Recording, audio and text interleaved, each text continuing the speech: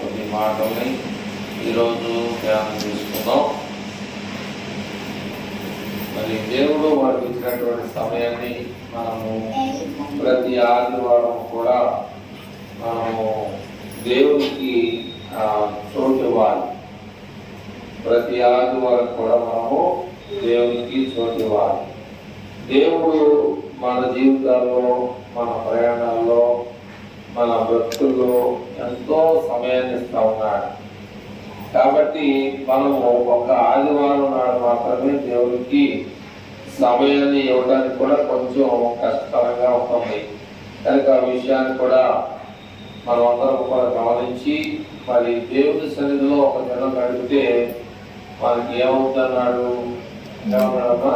1000 దినాలని మనకు దేవుడు ఇస్తామన్నాడు. కాబట్టి అవి మనం కోల్పోకుండా దేవుడి సన్నిధిలో మనం ఏం చేయాలంటే ఆయన రాకడ కొరకు మనం అందరం కూడా వాక్యాన్ని విని సిద్ధపడి ఉండాలనేది దేవుని యొక్క కోరిక.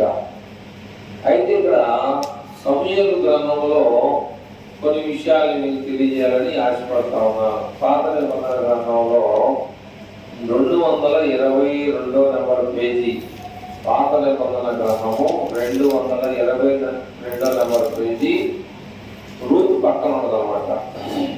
మొదటి అధ్యాయం, మొదటి సమూయేలు గ్రంథం, మొదటి సమూయేలు, రెండో సమూయేలు ఉన్నది. మొదటి సమూయేలు గ్రంథంలో మొదటి అధ్యాయం 10వ వచనంలో ఒక విషయాన్ని మనం చదువుతూ ముందుకెళ్దాం. మొదటి సమూయేలు గ్రంథం మొదటి అధ్యాయం 10వ వచనంలో మనం చదువుతాం. బహు దుఃఖాక్రాంతులైరి వచ్చి యెహోవా సన్నిధిని ప్రార్థన చేయుచు బహుగా ఏడ్చుచు సైన్యములకు అధిపతియగు యెహోవా నీ సేవకురాలనైన నాకు కలిగిన శ్రమను చూచి నీ సేవకురాలైన నన్ను మరువక జ్ఞాపకం చేసుకొని నీ సేవకురాలైన నాకు మగపిల్లను దయచేసిన ఎడల వాని తల మీదకి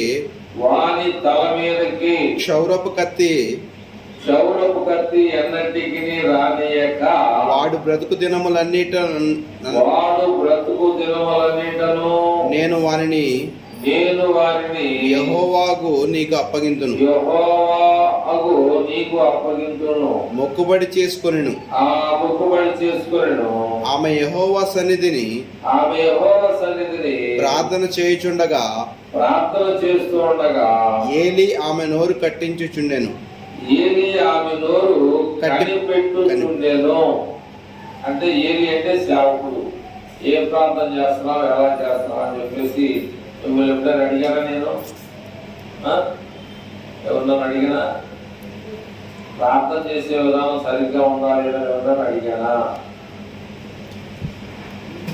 లేదా చెప్పలేదు. ఎందుకంటే మాస్టారు అనేవాడు దేనికున్నాడంటే తెలియకపోతే చెప్పడానికి ఉన్నాడు. అట్లాగే సేవకుడు కేవలం నీ సేవకురాలైనా అని మాటల చక్కగా సంబోధిస్తామన్నమాట, చక్కని సమాధానం చెప్తామన్నమాట. అయితే ఇక్కడ ఒక విషయాన్ని మనం జ్ఞాపకం చేసుకుందాం. అదే అధ్యాయం 9వ వచనంలో ఏమన్నాయంటే, అదే అధ్యాయం 9వ వచనంలో వారు షిలోహు అనేటువంటి ప్రాంతంలో అన్నపానములు పుచ్చుకొనిన తర్వాత అన్నా లేచి యాజకుడైన ఏలి మందిర స్తంభం దగ్గరనున్న ఆసనము మీద కూర్చుని ఉండగా బహు దుఃఖాక్రాంతులై ఆమె పెనిమిటి అయినటువంటి ఎల్కానా అన్నా నీవెందుకు ఏడ్చుచున్నావు? నీవు భోజనం మానుట ఎలా? నీవు అన్నం తినకుండా ఏంటి? నీకు మనోవిచారం ఎందుకు కలిగినది? నీకు ఎందుకని ఆలోచన చేస్తా ఉన్నావు? 10 మంది కుమారుల కంటే 10 మంది కొడుకుల కంటే నేను నీకు విశేషమైన వాడను నేను కానా నీకు విశేషమైన వాడను కానా అని ఆమెతో కాబట్టి చెప్పవచ్చు. ఎందుకు నువ్వు దుఃఖపడుతున్నావు అనేటువంటి విషయాన్ని ఇక్కడ ఎవరు మాట్లాడుతున్నారంటే 8వ విషయంలో ఆమె పెనిమిటి అయినా ఎల్కానా అన్నాకి చెప్తున్నాడు. ఏమని? ఎందుకు నీలో మనోవేదన ఉంది, ఎందుకు దుఃఖపడుతున్నావు, ఎందుకు బాధపడుతున్నావు, నేను 10 మంది కొడుకులు కన్నా మించినోడి కానా అని ఆ మాట ఆమెకు చెప్పి ఏం చేస్తున్నాడంటే, ఒక మనిషి బాధలో ఉన్నప్పుడు మనం ఏం చేస్తామండి? ఓదారుస్తా మాటలు చెప్తా ఉంటాం. జామ ఏం దిగులు పడాల్సిన అవసరం లేదు. కానీ ఈయన ఏమన్నాయంటే, నేనున్నా, నువ్వు పిల్లలేవా లేరని ఎందుకు బాధపడతా ఉన్నావు అని ఈ భర్త భార్యకి ఏం చేస్తాడంటే సపోర్ట్ చేస్తా ఉన్నాడు. కానీ మార్కు సువార్తలో తీయద్దు, మార్కు సువార్తలో 6వ అధ్యాయం మనం చదువుకున్నాం. ఆమె ఏం చేసింది, ఏమేం చేసింది అనేది తేడా మీకు తెలియాలి. ఆమె రక్తస్రావం కలిగినటువంటి స్త్రీ ఏమేమో అన్నానేటువంటి ఆమెలో ఆమె చేసిన పనేంటి, ఏమి చేసిన పనేంటి అర్థమవుతుందా ప్రశ్న? ఆమె ఏం పని చేసింది, ఏమేమి పని చేసింది, ఆమె చేసినటువంటి పనేంటి, ఏమి చేసినటువంటి పనేంటి, తేడాన్ని మనం చెప్పగలిగితే మీకు వాక్యం బాగా అర్థమవుతున్నట్టుగా అవుతుందన్నమాట. తేడా చెప్పలేదనుకో ఇంకా చిన్నపిల్లడికి మనకి తేడా లేదు. కనుక మనం ఏం చేయాలంటే తేడాన్ని గమనించాలి. అర్థమైందా? చెప్పు అమ్మగారు కనిపెడతాము, బియ్యం తీసుకొచ్చామనుకో ఈ స్టోర్ బియ్యం అంటది. ఎందుకని? అది అవగాహన కలిగి ఉండాలి. కూర్చోలేదు కూర్చేసి పనికొచ్చి, కాబట్టి దానిలో ఒక ఏం కలిగి ఉండాలి, ఆ తెలివి తేట కలిగి ఉండాలి. 100కి ఇక్కడ అన్నా ఉంది, ఏమేం చేసింది ఆమె ఏం చేసింది అనేది మనకు తేడా కనబడాలి. తేడాను గమనించకపోతే మనం వచ్చింది డబ్బుల కోసం రావాలి. దేనికోసం? డబ్బులు తీసుకెళ్ళాలి, రావాలి. ఎవరిస్తారు డబ్బులు? దేవుడు ఇస్తాడు డబ్బులు. నువ్వు డబ్బుల కోసం రాకపోతే ఒక్క పైలో పడుకొని దులిపేసినట్టు కాదు. మనం వచ్చింది డబ్బులు తీసుకెళ్ళాలి. డబ్బులు కావాలంటే నీకు దేవుడు కావాలి. దేవుడు కావాలంటే నీకు డబ్బులు వస్తాయి, అన్నీ వస్తాయి. లేదా రావు. నిజంగా చెప్తున్నమాట. నీ డబ్బులు కావాలంటే దేవుడు ఖచ్చితంగా నీ హృదయంలో ఉండాలి. ఆమె ఏం చేసిందంటే ఉన్న ఆస్తి పోగొట్టుకుంది. రక్తస్రావం కలిగింది. కొన్ని వారం చెప్పడం అది మనకు తెలుసు అనుకోడుగా. ఏం తెలుసు, ఏం చెప్పండి? తెలిసినప్పుడు చెప్పాలిగా. చిన్నప్పటి నుంచి రక్తస్రావం కలిగి స్త్రీ గురించి చెప్తా ఉన్నాం. ఈ వారం చెప్పడే తెలుసుగా మనకి. ఏం చెప్పలే, అడిగేది తెలుగులోనే కదా అడిగేది. ఏదో ఇంగ్లీష్ లో నడపలేదు, అర్థం కాదందరికి. మనకు వచ్చిన భాషనే మాట్లాడుతున్నాం. అదేనా వచ్చిన భాష మాట్లాడుతున్నాం. మరి అపోస్తుల కార్యాల గ్రంథము 2వ అధ్యాయం ఎవరు చదువుతారా? అపోస్తుల కార్యాల గ్రంథము 2వ అధ్యాయంలో మరి చదువుతావా? అపోస్తుల కార్యాల గ్రంథము 2వ అధ్యాయంలో మొదటి వచ్చిన నుంచి మనం చూస్తే అక్కడ ఏముండదు ఒకసారి చూద్దాం. పండుగ దినము వచ్చినప్పుడు అందరూ ఒక చోట కూడి ఉండేది.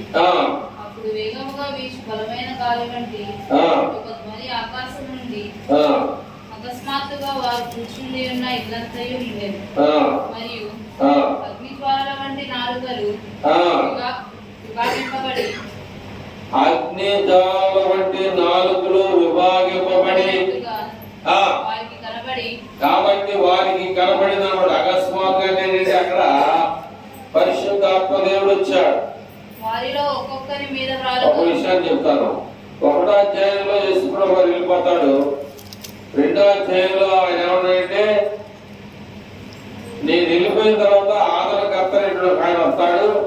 ఆయన నాకన్నా మీకు చాలా విషయాలు చెప్తాడు, బాగా తెలివైన విషయాలు అర్థమైన రీతిగా మీకు బోధిస్తాడు అని చెప్పేసి యేసుప్రభు చెప్పాడు. ఆయన 1వ అధ్యాయం 7-8 వచనాల్లో ఆయన ఆరోహణ వెళ్ళిపోయాడు. 2వ అధ్యాయంలోకి వచ్చేసరికి పరిశుద్ధాత్మ దేవుడు అకస్మాత్తుగా మరోసారి క్లారిటీ చూద్దాం. 2వ అధ్యాయం క్లారిటీగా ఫస్ట్ నుంచా ఫస్ట్ 2వ అధ్యాయం ఫస్ట్ నుంచి పెంతెకోస్తు అనేటువంటి పండుగ దినం వచ్చినప్పుడు అందరూ కూడా ఒకసారికి వచ్చారు. అప్పుడు వేగముగా వీచు బలమైనటువంటి ధ్వని అంటే శబ్దం. మీరు ఎవరు విన్నారా ధ్వని? విన్నారా? రాత్రి 1 గంటలకు విన్నారా? ఇంట్లో ఉండి కూడా భయం వేసింది నాకు. ఏంటిదా ధ్వని? ఉరుము. అర్థమైందా? ధ్వని అంటే అదే శబ్దం, మీకు అర్థం అవడానికి. ధ్వని అంటే సౌండ్ ఎక్కడి నుంచి వచ్చిందో మనకు తెలియదు. అది ఒకటి మెరుస్తూ ఉన్నది, ఇది అరుస్తూ ఉన్నది. అది మెరవటం, ఇది అరవటం, వారు రావటం. అట్లాగా దేవుడు పెట్టాడు, మనకు తెలియదు. అక్కడే ఏంటంటే వేగముగా వీసు బలమైనటువంటి ఒక శబ్దం అక్కడ రావడం కనబడింది. అకస్మాత్తుగా కూర్చుండి ఉన్న ఇల్లంతయు నిండేది. మరియు అగ్నిజ్వాలల వంటి విభాగింపబడినట్టుగా జ్వాలల వంటి నాలుకలు విభాగింపబడినట్టుగా వారికి కనబడి వారిలో ఒక్కొక్కరి మీద వ్రాలగా అందరూ పరిశుద్ధాత్మలో నిండిన వారే, అందరూ కూడా పరిశుద్ధాత్మతో నిండిన వారే. ఆ ఆత్మ వారికి వాక్శక్తి అనుగ్రహించిన కొలది అన్య భాషలతో మాట్లాడారు. అనేకమైన భాషలు వారు మాట్లాడారు. కానీ నేను మనకు వచ్చిన భాష ఏంటంటే తెలుగు భాష మీద మాట్లాడతాం. అక్కడ పరిశుద్ధాత్మ దేవుడు యేసు ప్రభు వారు నాకు ఇలాంటివి తెలియాలి. కథ కూడా అర్థం ఉంటుంది. కథ చెప్పినప్పుడు ఆ కథ కూడా ముందు వెనక తేడా ఉంటుంది. కథ అర్థం అవ్వాలంటే ఏంటనేది చివరికి రావాలి. అట్లాగే యేసు ప్రభు వెళ్ళిపోయాడు, పరిశుద్ధాత్మ దేవుడు వచ్చారు. అట్లాగా ఆమె డబ్బులంతా పోగొట్టుకుంది. ఎవరో రక్త స్రావ కలిగినటువంటి స్త్రీ. ఎన్ని సంవత్సరాలు బాధపడింది అంటే 12 సంవత్సరాలు బాధపడింది. కానీ ఆమె డబ్బు ఖర్చు పెట్టుకొని రోగాన్ని పోగొట్టుకోవడానికి ప్రయత్నం చేసింది. ఈ దినాల్లో కూడా చాలా మంది కూడా దేవుడు అంటే ఇష్టమే, కానీ కొద్దిగా ఎక్కువగా 300 ఏం చేస్తారంటే హాస్పిటల్ మీద బేస్ అవుతా ఉన్నారు. ఇది వెళ్ళొద్దంట్లా. చాలా మంది నువ్వు హాస్పిటల్కి వెళ్ళొద్దు, పిల్లలు మింగొద్దు, నువ్వు 40 రోజులు చర్చిలో కూర్చొని ప్రార్థన చేసుకో అనేవారు ఉన్నారు. ఉపవాసం ఉండి ప్రార్థన చేసుకో, నీకు తగ్గిపోతుంది.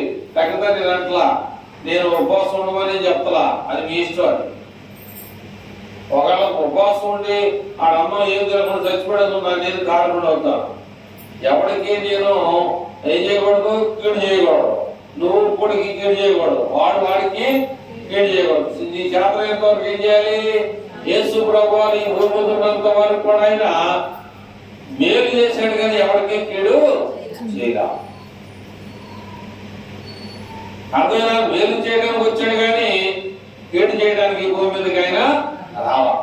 అయితే ఇక్కడ ఈయనేమన్నాడు? 8వ వచనంలో, మొదటి సమూయేలు గ్రంథము 1వ వచనంలో ఆమె చాలా విచారం కలిగి, ఏంటి నాకు ఈ బాధ, ఏంటి నాకు ఈ కష్టం అని చెప్పేసి ఏడుస్తూ ఉంటే ఆయన భర్త ఏమన్నాయంటే, నేను నీకు 10 మంది పిల్లల కన్నా ఎక్కువైన వాడిని కదా, ఎందుకు నువ్వు అంత విచారపడతా ఉన్నావు, పిల్లలు లేరని ఎందుకు దిగులు పడతా ఉన్నావు అనేటువంటి విషయానికి వస్తే, మరి ఆ పేరేంటి? శారా కూడా దిగులు పడింది.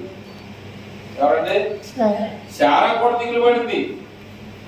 శారా కూడా చాలా దిగులు పడి ఏం చేసిందంటే, 100 సంవత్సరాల వయసులో పిల్లలు కలగడం అంటే మరి చెప్తే ఏ విషయం కాదు. అది దేవుడి చిత్తం, అది దేవుడి కృప, మనం చేయగలిగింది లేదు. కాబట్టి 100 సంవత్సరాల వయసులో కూడా ఆమెకు పిల్లలు కలిగారంటే దేవుడు ఏం చేశాడంటే వాగ్దానం చేశాడు. ఏమని? నీకు పిల్లలు ఇస్తానన్నాడు, నీకు బిడ్డల్ని ఇస్తానన్నాడు, నీ సంతానం భూమి మీద విస్తరింపజేస్తానన్నాడు, ఇసుక రేణుల వలె విస్తరింపజేస్తానన్నాడు, ఆకాశ నక్షత్రాల వలె విస్తరింపజేస్తానన్నాడు. అయితే ఇక్కడ అన్నా చేసినటువంటి పని గొప్పదా? 12 సంవత్సరాలు డబ్బులు పోగొట్టుకొని తన రక్తం అంతా కూడా కారుకుంటూ ఈ లోకంలో వేదన చేత బాధ చేత బాధపడేటువంటి 12 సంవత్సరాలు రక్తస్రావమైన స్త్రీ గొప్పదా? అన్నా గొప్పదాన్ని మనం ఒకసారి ఎవరు చెప్తారు? ఎవరు గొప్పవాళ్ళు? ఎవరు గొప్పవాళ్ళు? అన్నా గొప్పదా? 12 సంవత్సరాలు కలిగినటువంటి స్త్రీ గొప్పదా? అన్నా గొప్పది. ఎందుకని? కోరుకుందంటే ఏ రకమైనటువంటి డబ్బు పెట్టాల దేవునికి, ఏ నాణ్యం కూడా ఖర్చు పెట్టుకోకుండా దేవుడు ఏం చేశాడంటే, దేవుడు చెప్పాడు ఒక మాట, దుఃఖపడేవారు ధనులు, వారు ఓదార్చబడుదురు అన్న. కాబట్టి చాలా మంది అనుకుంటే దుఃఖం దేవుడు ఎందుకు పెట్టాడు, శోధనలు ఎందుకు పెట్టాడు, బాధలు ఎందుకు పెట్టాడు, కష్టాలు ఎందుకు పెట్టాడు, మరి లోకంలో కూడు అన్నం లేకుండా ఎందుకు జీవించడం పరిస్థితి ఏంటి అనేటువంటి విషయానికి వస్తే లాజరు కన్నా మనం దేనికి ఆయన చూద్దాం. లాజరు కన్నా మనల్ని తక్కువగా చూడలా, లాజర్ని తక్కువగా చూశాడు దేవుడు. ఆ ధనవంతుడు తెలియటువంటి రొట్టె మొక్క పడితేనే ఆయనకి ఆహారం.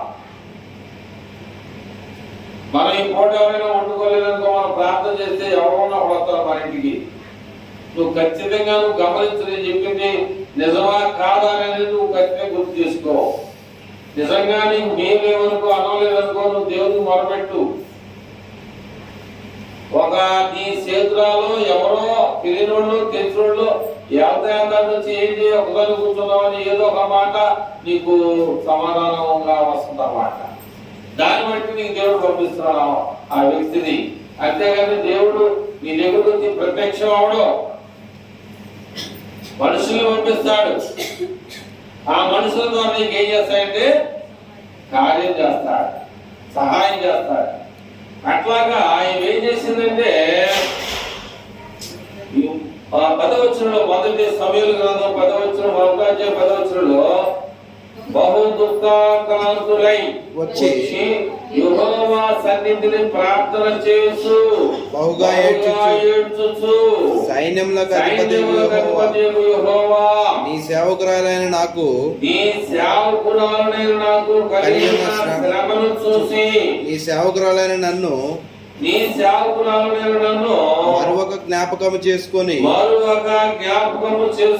నీ సేవకురాలనైన నాకు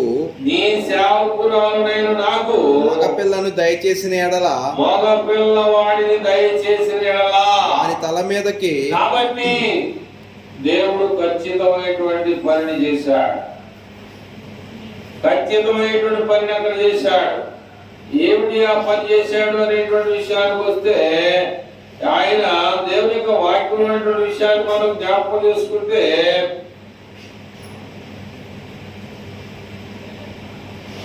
పంతొమ్మిదవ వచనం నుంచి చదువుకుంటూ ముందుకెళ్దాం. 19వ వచనం నుంచి మొదటి సమూయేలు గ్రంథము 1వ అధ్యాయము 19 నుంచి ముందుకెళ్తే, తరువాత వారు ఉదయమందు వేగిరమై లేచి యెహోవాకు మొక్కి తిరిగి రామాలోని తమ ఇంటికి వచ్చిరి. అంతటా ఎల్కానా తన భార్య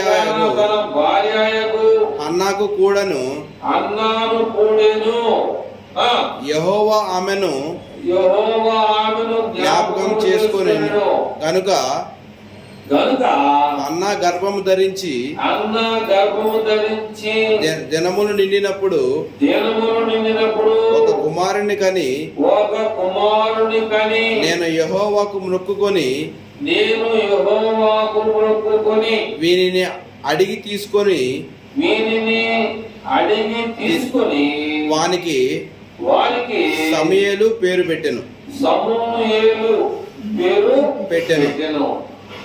కాబట్టి ప్రేమటువంటి వాళ్ళ ఏమో ఏడ్చినటువంటి ఏడుపు, ఏమో పడినటువంటి దుఃఖము, ఏమో ఉన్నటువంటి కష్టాన్ని దేవుడు చూశాడా లేదంటే ఇక్కడే కనపడుతుంది మనకి. కానీ మనము అలా చేయకోకుండా ఆ రక్తస్రావమైనటువంటి స్త్రీ ఏం చేసిందంటే మందుల మీద ఆధారపడింది. ఏమేం చేసిందంటే దేవుడి మీద ఆధారపడింది.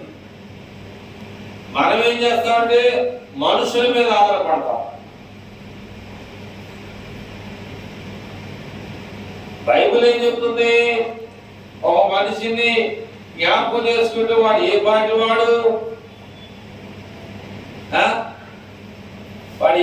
వాడు అంతలో కనపడి కొంతలో మాయమైపోయే ఆవిరి వంటి వాడు. అయితే మనిషి యొక్క సహాయం కావాలంటే దేవుడు పంపిస్తాడు. హిజ్కియాకి మరణకరమైనటువంటి రోగం వచ్చింది.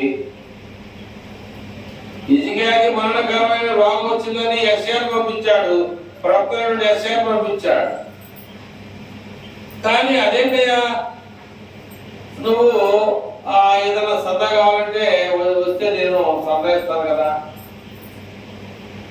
అది సరిపోతా ఉండవు ఏంటి, ఏం మాట్లాడుతున్నావు అనేటువంటి విషయాన్ని ఆయన ఎదురు తిరిగి మాట్లాడకుండా గోడ తట్టు తిరిగి కన్నీళ్లు కారుస్తా ఉన్నా.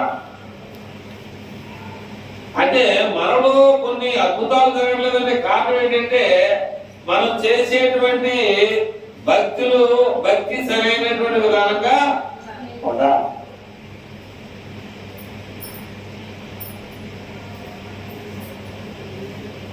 ఒకసారి మా అమ్మాయి సంబంధంకి వచ్చారు, భోజనం పెట్టాం. ఆ భోజనం పెట్టాం లేదో డిగ్రీ ఆ మాట చెప్పామంటే వాళ్ళ దగ్గర తిని, అబ్రహాం ఇంటి దగ్గర తిని వెళ్తా నీ భార్య చాలా ఎక్కడుందంటే గుడాలకు వాటిలో ఉందన్నాడు. మీదకి మరలా మేము వస్తాం, అప్పుడు నీ భార్య గర్భవతి కుమారుని కంటది అన్నాడు. అలాగే చాలా మంది లోకంలో ఓ పాస్టర్ గారు వచ్చాడంటే ఆయన బట్టి కాదు కానీ దేవుడి సేవకుడు మన ఇంటికి వచ్చాడని చెప్పేసి గౌరవంగా మనం ఏం చేస్తారంటే మధ్యలో అవుతారా, కాకి అవుతారంటే పైగా ఏమంటారంటే నేనేం తాగట్లేదమ్మా అంటాడు. ఏం తాగకపోతే ఎట్టాయంటే ఈ మధ్య టీ కాఫీ తాగడం వల్ల తేడా వచ్చేది పాలు తాగుతున్నా అంటాడు. అంటే మనిషిని ఎప్పుడు కూడా ఇబ్బంది పెట్టకూడదు. నీ పరిస్థితి నేను చూడాలి. నీకు లేని స్థితిలో మంచినీళ్ళు తాగేట్టు ప్రార్థన చేసేవా, అమ్మా నేనేం తాగను అంటాడు.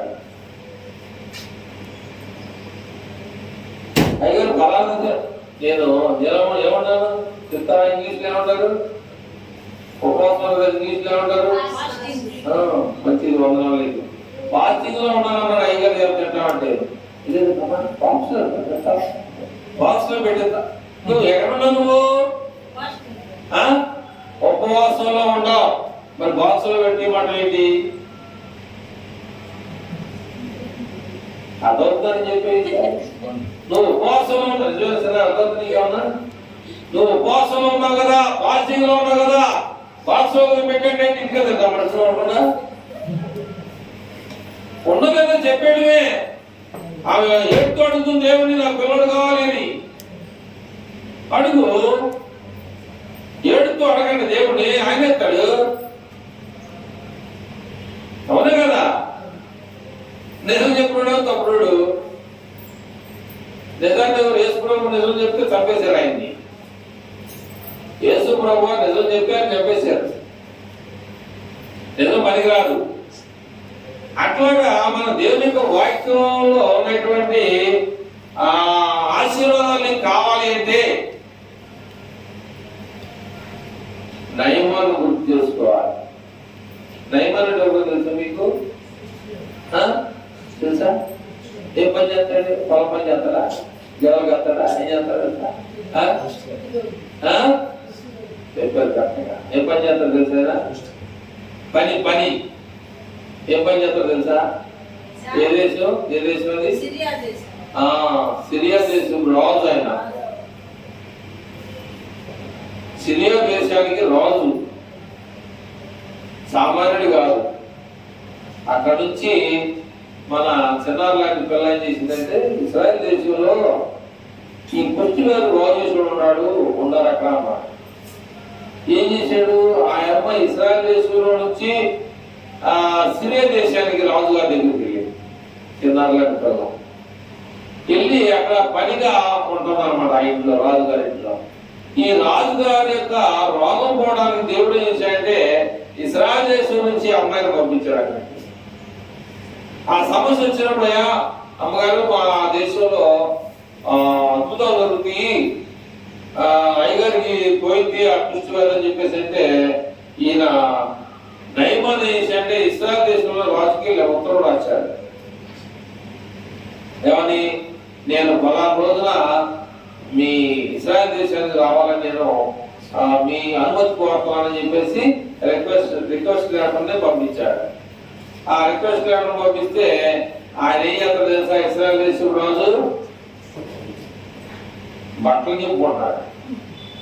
అదేవిధంగా బట్టలు నింపుకుంటే ఈ సంగతి ఎవరు తెలిసిందంటే, ఎవరు తెలిసింది?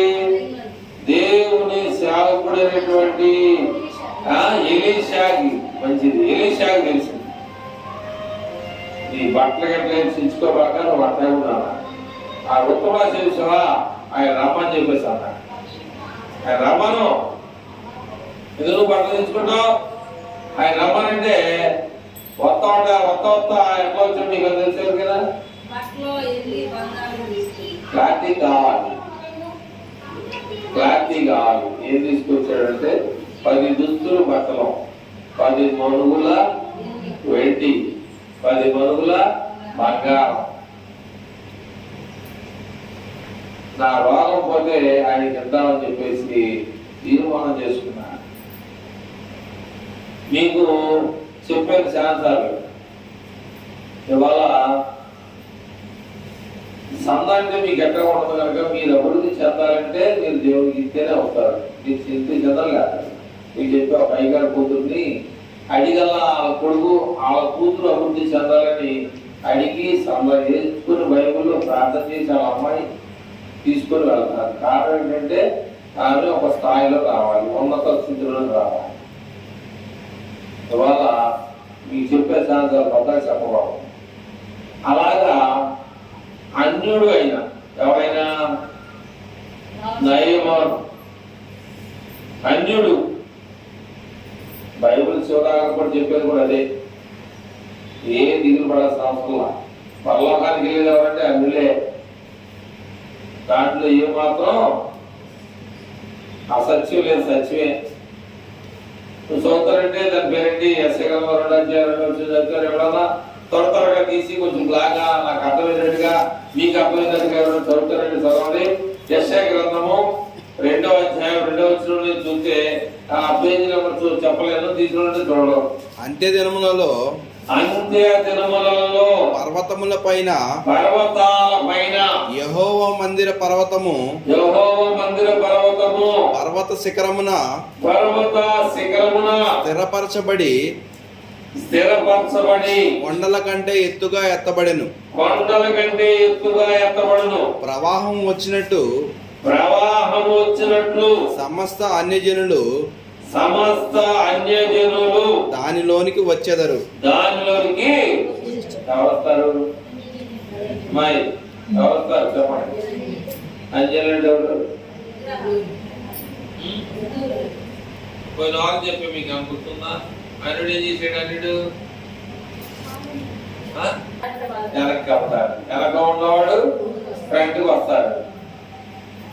దాంట్లో ఏమాత్రం అసత్యం అనేది లేదు. మీరు నమ్మినా నమ్మకపోయినా పర్వాలా. కానీ ఇక్కడ అన్నా కూడా చాలా దేవుని కోసం ఏడ్చింది. దేనికోసం? పిల్లోడు కావాలి. పిల్లోడు కావాలంటే ఏం చేయాలి? పిల్లోడు కలిగితే మీకు చాలా మంది ఉన్నారులే. దేవుడు మా దగ్గర ఒక ఆయన పనిచేసేవాడు. అలా ఆవిడ కొత్తగా పెళ్ళేది. మన దగ్గరకు వచ్చినాకే, మన ఊరు వచ్చినాక ఉద్యోగం వచ్చింది. పెళ్లి కాకముందు పెళ్ళైనాక పెళ్ళైంది ఈ ఊర్లోనే. ఈ ఊర్లో కాదు, ఈ ఊర్లో ఉద్యోగంలో పెళ్ళైంది. ఆ అమ్మాయి గర్భిణీ వచ్చింది. గర్భిణీ వస్తే ఏమన్నాయంటే ఒక్క దెబ్బకి 2 పెట్టు అన్నట్టుగా ఒక కానుకకి అమ్మాయి అబ్బాయి పుట్టారు. ఆడు గొప్పడం మనం గొప్పడం నాకు తెలియదు. ఒక కానుకి దేవుడు ఎంత గొప్ప చూసావు. ఆ కానుకలో ఒక్క గర్భంలో అమ్మాయిని అబ్బాయి కూడా పెట్టారు.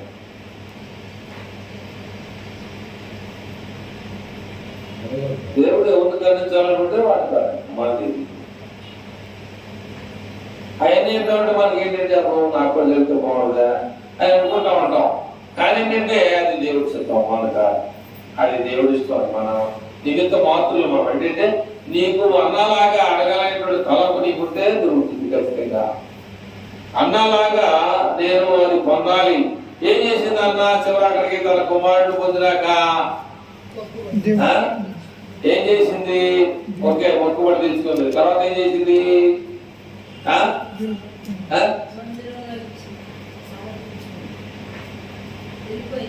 దేవుడికి చేసి సేవకుడుగా ప్రవక్త అయ్యాడు. సమూయేలు ప్రవక్త అయ్యాడు. ఇదే సమూయేలు గ్రంథం అంటే ఇదే ఆయనదే. ఇది అన్నా కుమారుడు రాసినటువంటి గ్రంథం ఇది. ఈ సమూయేలే గొర్రెలు కాసుకునేటువంటి దావీదుని దేవుడు పిలిచి ప్రార్థన చేయమన్నాడు. ఆ ప్రార్థన చేసి ఆయన అభిషేకించమన్నాడు. 7 కొడుకులు. ఇక్కడ ఉన్నటువంటి వాళ్ళు ఎవరు నాకేమో అనిపిస్తారు, దేవుడు ఇంకేమైనా కొడుకులు ఉన్నారు, ఇంకా ఉన్నాడు అయ్యా అన్నాడు. ఎక్కడున్నాడు? పొలంలో గొర్రెలు కాసుకుంటా ఉన్నాడు. ఆయన పిలువ అన్నాడు.